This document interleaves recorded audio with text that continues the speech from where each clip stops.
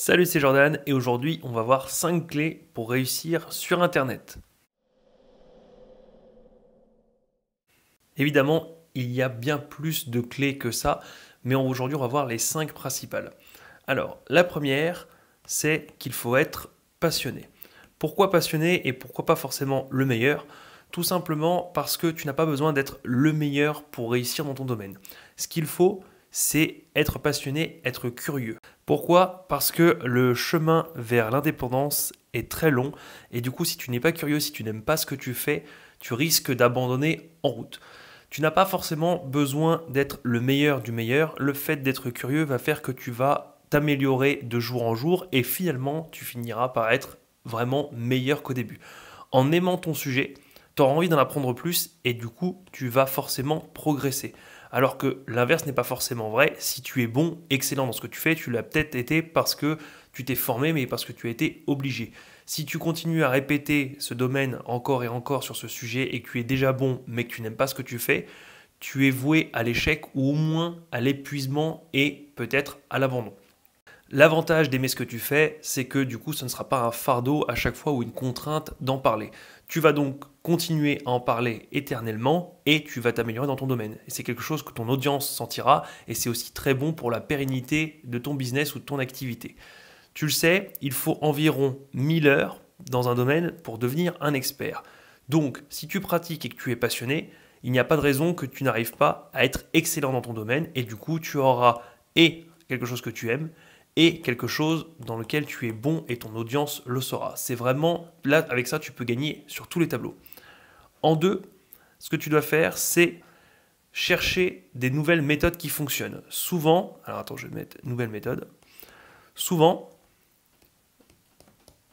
hop, souvent, ce qu'on fait, c'est ce qui attire, c'est la différence. Si tu fais la même chose que tout le monde a déjà, qu'on peut trouver ailleurs chez tes concurrents, pourquoi veux-tu qu'une personne qui soit ici, qui suit déjà ces personnes-là ou qui connaît déjà ces techniques, aille te voir toi ici si tu fais la même chose que ce qui existe déjà. Surtout que normalement, si tes concurrents sont déjà arrivés avant toi, ils ont une meilleure place, ils ont eu le temps de faire des plus jolies vidéos, d'apprendre des concepts, etc. Si tu es différent, tu vas attirer et tu vas aussi proposer quelque chose de nouveau qu'ils n'auront pas ailleurs. Donc, ça peut permettre de faire le tri et pour que, du coup, ces personnes-là se disent « je n'ai jamais retrouvé ça ailleurs », lui, c'est peut-être pas forcément le meilleur, mais j'ai quelque chose de différent, de nouveau, et je vais peut-être essayer. Je prends toujours l'exemple, par exemple, d'un régime.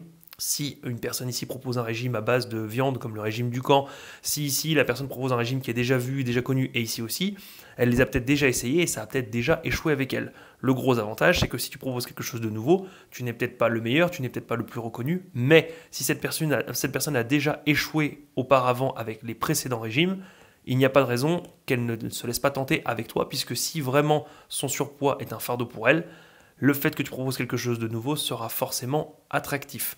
Donc, tiens-toi informé des nouveautés qui se passent dans ton domaine. Je te conseille toujours d'être du coup à l'affût. Si c'est quelque chose que tu aimes, normalement il n'y a pas de souci, mais tu peux aussi essayer de regarder par exemple sur d'autres marchés. Je te conseille de regarder souvent sur le marché US. Ils sont souvent un peu en avance, surtout sur ce qui est les activités en ligne, toutes les activités sur le web. Ils ont un petit train en avance. Donc si vraiment tu as quelque chose qui est nouveau, il y a de grandes chances que ça se passe par là. Maintenant, ça dépend forcément de ton domaine. Si c'est quelque chose qui est lié par exemple à la culture japonaise, je t'encourage vivement à regarder sur ce marché-là. Mais l'avantage, c'est que quelque chose qui est sorti il y a un petit temps là-bas est sûrement quelque chose de totalement nouveau ici, donc tu peux jouer là-dessus. En 3, tu dois délivrer de la valeur. C'est vraiment un point central. Il faut que tu aides ton audience. Le but, c'est de l'aider. C'est pas en essayant d'attirer les gens pour avoir un produit, pour leur vendre quelque chose. C'est pas comme ça que ça fonctionne. Il faut vraiment d'abord donner de la valeur aux gens, les aider, leur donner des conseils pour que eux ensuite te le rendent bien ou en regardant tes vidéos ou en te suivant ou même en achetant tes produits par la suite. Si tu ne fais, alors c'est un peu particulier, si tu fais du divertissement, c'est encore autre chose, mais si jamais c'est pas ça, si jamais tu comptes réellement monter une activité en ligne, le but est d'apporter de la valeur via des conseils, des nouveaux concepts, des solutions ou même des idées de solutions. Par exemple, tu n'es pas obligé de donner un régime complet ou ce qu'il faut faire, mais tu peux te donner, par exemple, comme le régime du camp, dire voilà, la viande est beaucoup plus difficile à digérer et elle brûle plus de calories à digérer dans notre estomac que ce qu'elle nous apporte. Donc, il faut s'orienter vers ce type d'aliments, etc., etc. Évidemment, j'y connais rien au régime du camp, donc je te donne un exemple. À toi de l'adapter dans ton domaine. Mais il faut vraiment ou donner des solutions concrètes faites, ou des idées que tu as, des grandes idées, des valeurs, quelque chose que tu as appris pour aider ton audience, parce que le but, c'est vraiment d'aider ton audience et c'est comme ça qu'elle te le rendra. Il n'y a pas de méthode déjà toute faite pour réussir à aider ton audience. Ça peut être des formats très courts de vidéos d'1 ou 2 minutes qui donnent un conseil précis sur quelque chose de précis. Ça peut être des longues vidéos qui refont un peu le monde et qui expliquent des grandes théories et des grands concepts. Ça peut être aussi un podcast où tu partages ton passé, les problèmes que tu as eus, les solutions que tu as mises en place, comment tu es parvenu à surmonter ça, et limite quelques petits tips en plus pour aller plus vite ou voilà, pour aider ton audience. Le but, c'est vraiment toujours de donner une solution, une idée, une grande réflexion, quelque chose qui fait grandir ton audience. Il faut que à la fin de ton contenu, la personne de l'autre côté ait quelque chose en plus qu'en arrivant. Que ce soit un grand concept, que ce soit quelque chose à mettre en place dans sa vie, c'est vraiment le nerf de la guerre, c'est vraiment donner de la valeur. C'est vraiment ça. Et il y a très peu d'entrepreneurs qui le comprennent. On donne d'abord pour ensuite recevoir. Ça permet plusieurs choses. Ça permet déjà de montrer que tu sais de quoi tu parles, que tu maîtrises ton sujet. Et c'est aussi une règle simple dans la vente. Tu dois d'abord donner et non pas sauter sur le client pour lui demander de t'acheter quelque chose. Ce n'est pas comme ça que ça fonctionne. D'abord, on délivre de la valeur. Ensuite, on propose plus de valeur, mais cette fois-ci sous forme de contenu payant. Le quatrième, c'est de jouer franc jeu. Alors, pourquoi franc jeu ? Tu n'es pas obligé d'être le meilleur dans ta branche et de dire que tu as déjà gagné 10 000, 100 000, 200 000 euros pour réussir à aider ton audience. C'est pas comme ça que ça fonctionne. Il vaut mieux dire que du coup tu débutes et être honnête et dire voilà, je débute, j'ai réussi à surmonter ce problème-là de telle manière. Voici comment vous pouvez faire et vous, comment vous pouvez mettre en place cette chose-là dans votre quotidien. Ça rien à sert de dire moi j'arrive à faire des milliers d'euros, si ce n'est pas le cas, ça se verra immédiatement, de par le nombre de vues sur la vidéo YouTube, de par le nombre d'abonnés, de par la qualité du contenu, peu importe. Quelqu'un qui arrive à générer 100 000 euros par mois a un contenu totalement différent de quelqu'un qui débute. La mauvaise foi et le mensonge sont des choses qui sont proscrites et tu le paieras très fort sur ton activité en ligne. Le fait d'être débutant est pas mal aussi parce que ça te permet d'éliminer tout ce qui est jargon. Souvent, on veut faire le meilleur, le tip-top, le meilleur dans sa branche, et du coup, on utilise des termes techniques, du jargon, et tu peux perdre une partie de ton audience. En disant que tu es débutant et que tu es au début, tu peux te permettre de simplifier les choses et de vulgariser. Et c'est quelque chose qui est très apprécié puisque ton audience, par définition, n'est pas meilleure que toi, elle débute ou elle est juste amatrice. Si elle était déjà une experte, elle ne regarderait pas le contenu, elle ne chercherait pas à encore s'informer ou alors elle consulterait du contenu bien plus expert que ça. Le fait de montrer que tu es débutant, juste tu peux simplifier et vulgariser et ça peut plaire à ton audience. Et c'est aussi très bénéfique d'être un débutant puisque ça te permet de montrer à ton audience ta progression. Si tu es déjà un expert et que tu dis moi je sais faire ci, je sais générer tant de revenus, ton audience peut se dire oui mais c'est parce que tu as déjà ta communauté, etc. etc. Si tu montres que tu pars de zéro ou de très bas et que tu arrives au bout de quelques semaines ou quelques mois à générer des chiffres, ça peut être quelque chose de motivant et ça peut même être quelque chose qui attire les gens puisque comme tu es parti de zéro et qu'en seulement quelques semaines ou quelques mois tu arrives à générer du chiffre d'affaires, ton audience peut se dire oui il a commencé il n'y a que 6 mois, je peux l'envisager puisque moi je suis à seulement 6 mois près de lui, donc c'est quelque chose qui me parle, c'est quelque chose qui m'attire. Voilà. En 5, je te conseille de te spécialiser. Alors pourquoi se spécialiser ?